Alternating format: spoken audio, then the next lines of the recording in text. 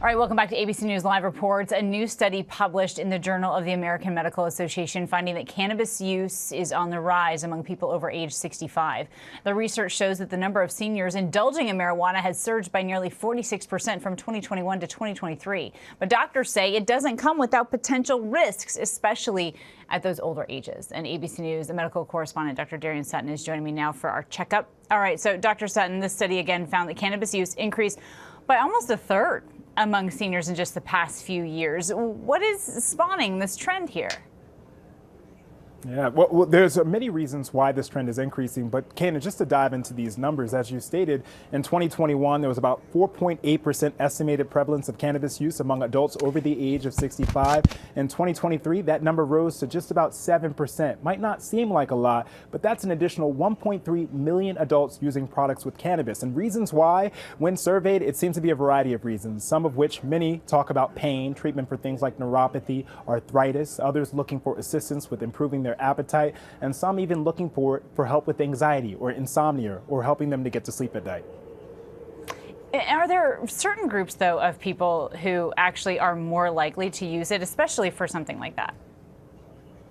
Yeah, so certain demographics we see a faster rise than others, specifically for women over the age of 65 who are married with increased income or higher rates of income. That coupled with access in terms of legalization, now we have more than 35 states allowing recreational use, are likely what are driving those numbers. But what's so important to understand is that the potency of marijuana cannabis today is very different than what it was in the 1990s and even in the 1970s. If you look at the THC, which is the active ingredient in marijuana cannabis products that was seized, that increased from about 2% in the 1970s to just over 15% recently in the 2020s. So it's really important to understand that that potency can have really dangerous effects on your health if you're not aware.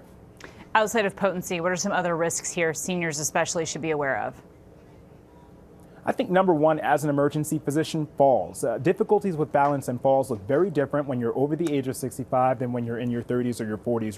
You're much more likely to land in the emergency room, and also interacting with other medications. There are many who are using these products who might not realize that the THC, the active ingredient, can interact with medications that help to control their blood pressure, their heart rate, and even for blood thinners for common problems like AFib or that abnormal heart rhythm. And overall, it can still increase your blood pressure and your heart rate even if you're not using those medications. So it's another reminder of why it's so important to talk to your provider about your use of all substances, not just your prescribed medications, your over-the-counter medications, and any recreational substances.